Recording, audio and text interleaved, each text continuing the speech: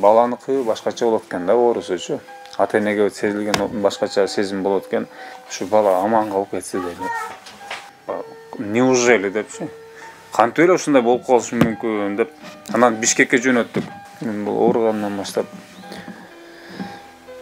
жана 3 ай түнү менен уйку жок. Мына азыр өлүп калат. Азыр өлүп калышы мүмкүн деген акыбалда жашашлык өтө оор экен. Колдору, беттери көгөрүп калып аткан да. Бул табылып киши эле.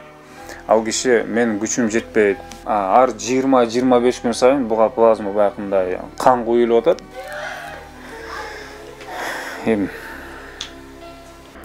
Ар бир адамдын алдыдагы жашоодо кандай сыноо, кандай тагдыр күтүп турганын эч ким билбейт. Саламатсыздарбы, ардактуу көрүүчүлөр? Назарыңыздарда Кол сынам программасы. Бул жолу Кол сынам программасы Өзгөн районунун Мырзаке айылында. Ана эмесе алдыдагы каарманыбыз тууралуу кененирээк баяндайбыз.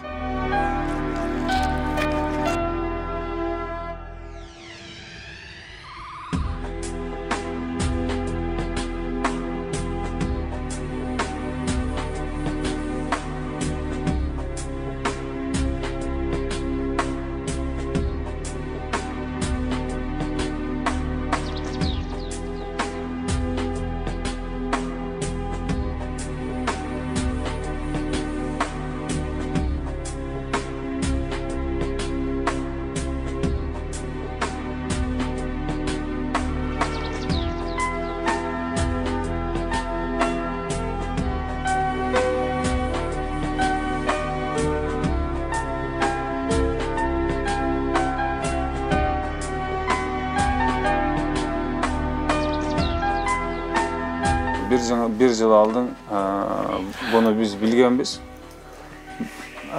Bir жыл алдын бунун несе чыккан, билинген. Буга чейин жана бунун акеси бар, агасы бар. Ошо менен томолондук, урушуп, мушташ ойносо, мындай жерлери, буттары, колдору, беттери көгөрүп калып аткан да. Анан булар мушташ ушундай көгөргөн экен да деп биз жанагындай эмеге салып коёбуз. Тогот бостукка салып койгон экенбиз да. Көрсө ошондой эле башталган экен оорусучу. Анан өңдөрү кубарып, денелеринде көктөрү көбүрөөк пайда болгондо биз мына жерде бир киши бар эле, ошого алып барсак, табылып киши эле. Ал киши мен күчүм жетпейт. Буга только пересадка костный мозг, эмеге больницага кайрылсаңар керек, онкологическийге буга күчүм жетпейт деп ал ушундай диагноз коюп берген да. Анан биз эмеге барсак, Ошко барсак, Ошто 27% рак деп чыкты. 27% рак деп чыккандан кийин анан дагы эме болду. Неужели депчи? Кантип эле ушундай болуп калышы мүмкүн деп. Анан Бишкекке жөнөттүк.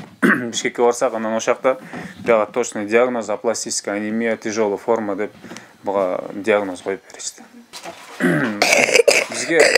Бизге айтышты. Буга биринчи эме алганда дарылаш керек, булуш керек деп Кыргызстанда ушундай эме кылды. Убакыт өткөндөн кийин анан баягы тыянак чыкпады да, чындыгында. Врачтардан да тыянак чыкпаган. Андан кийин бизге сунуш кылды, только пересадка костный мозг. Анан биз аракет кыла баштадык. Анан булар 3-1 тууган. Бунун улуу байкеси бар, кичинекей карындашы бар. Бул ортончу уулубуз. Ошо ортончу үчөөнү тең алып барып, жана диагноз ДНКга эме кылсак, тапшырсак, анан үчөөнүкү тең дал келди. Эми Кудай буйруса, донор бирөөсү болот деп, иншалла биз аракет кылып атабыз. Донор 2 баланын бирөөсү болот. 2 баланын бирөөсү болот. Ошого буга жөнөкөй эле операция эмес экен да, буга чоң суммада акча керек экен. Ошого биз элге кайрылып, элден ошондо жарыя кылып атабыз, жардам сурапчы.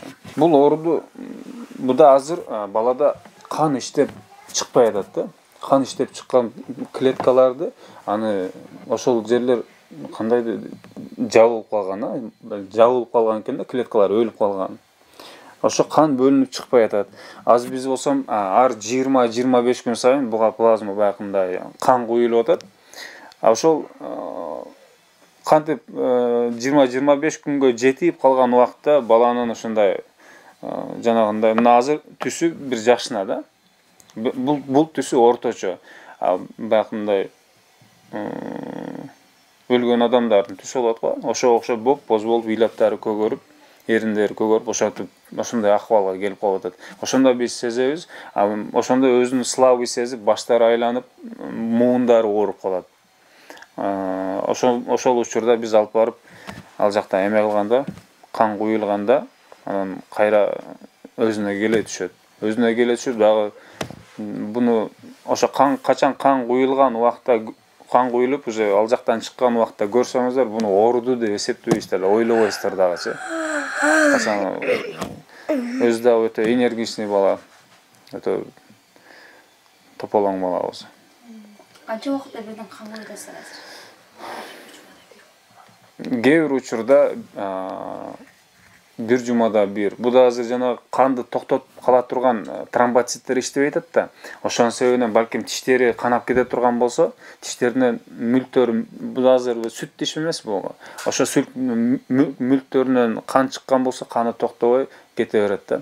Ошонун себебинен балким биз бир жумада, бир жарым жумада, 2 жумада 25 күн деп биринчи айткандай эле ага жетпей дагы биз кан куйган учурлар болуп калып атат. Азыр кайсы өлкө менен сүйлөшүп атасыздар ошондо? Азыр биз Турция менен сүйлөшүп атабыз. Түркия мамлекети менен сүйлөшүп атабыз. Кудай буйруса, ошол 10 февралда обследованияга барып жөнөп атабыз. 10 февралда, ошол 10 февралдан кийин азыр барып, ошол баягы канча процент иштеп атат экен, бул балага балким бул балага операция, пересадка кылбастан дарылашы мүмкүн болуп калышы ыктымалдары болуп атат. Эгерде пересадка боло турган болсо, аркабыздан бунун байкеси барат. Бизге негизинен 90% кепилдик берип атат. 90%га чейин кепилдик берип атышат. Эми калганы Алладан. Бул бала жана баланыкы башкача болот экен да, оорусучу. Ата-энеге сезилген башкача сезим болот экен. Бул оорудум дегенден баштап, ооруп калган учурдан баштап биз аракет кылып атабыз, изилдеп, балким интернеттерден сураштырып, озеки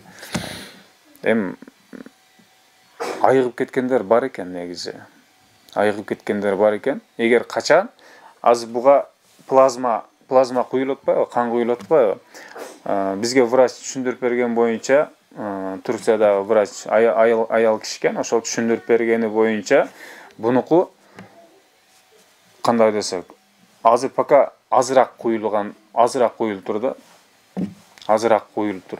Эгерде дагы көбөйүшүп кете берсе, бунун организмдери ошону требует этпей калат экен да, кандычы. Анан биздикилер барго, кыргыздар баягы түгөнүп калганда урабыз го чындыгындачы. Бунука азыр шанс бар экен. 90% буга кепилдик, ошого диагноздорун карап туруп ошентип айтышкан эле. Азыр дагы биз баягы өзгөрүүлөр болгон үчүн дагы жөнөп атабыз 10 февралгача. Негизи ооруганга чейин бул ооруганга чейин кандай десек, үйдөн ушул өтө боевой чыккан да бул. Ооругандан кийин эме болуп калды. Катуу өзгөрүү болду. Ушунчалык жанагы баладагы бияктан врачтар келип, ушун текшерилип, укол сайылып эме болсо, буда да жанагы стресс болуп калды да, өзүн дагы таштай берди да. Ага чейин өзү негизи оорусун билгенге чейин бул өтө жакшы болчу. Бунун ар түрлүү эмесин варианттары бар экен бул оорунун. Бир туруп жанагындай психологический жактан, балким ушундай бир витамин жетишпей калган, бу деп ушундай ар кандай варианттарын айтышты. Негизи бул оору, ушу апластическая анемия тяжелый формасы 2012-жылы аныкталган экен, бирок дана эмнеден келип чыкканын эч ким билишпейт экен. Ошонун себебинен бунун негизги давасы эле, ушинтип врачтар менен сүйлөшкөндө, негизги давасы пересадка костный мозг.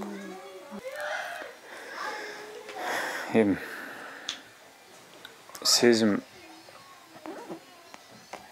ушу бала аман калып кетсе дейли. Жана ушунча астыңда өстү, чоңойду. Мындан бияка жашап калса деген ой пикирлер менен. сезимдер ичте турат, бирок сыртка чыгыш негизги максат ушу баланы элдин арасына кошуп алсак. Азыр буну үйдө алып отурабыз, эшикке чыгарбайбыз. Булар дагы эшикке чыгып ойногум келет дейт. Кыскасы ошол элдин арасына кошуп алсак, өзү менен тең балдарым менен өксүбөй жакшы ойносо деген ниетибиз. Биздин аракетибиз ошол.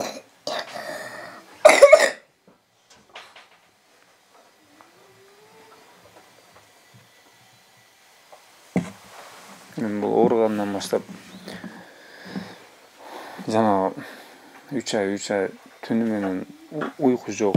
Баланыкы башкача болот экен. Акырындык менен убакыт өткөн сайын уже көнө баштайт экенсиң акыйкаттачы. Бирок баары бир деле баланын неси башка экен. Баланыкы башка экен. Эми мындайча айтканда, кандай түшүндүрүп берейин сизге. Азыр 50/50 турат да жашоодочу. 50/50 турат. Мисалы бирөөнү машина уруп кетип же бир токтотуп кетип бир ушундай бат эле өлүм боло турган болсо, ага бир ай өтүп мындай жүрөгүң тынчтанып калат да, ошого көнүп кетесиң. А мындай болсо, мына азыр өлүп калат. Мына азыр өлүп калышы мүмкүн деген акыбалда жашашлык өтө оор экен.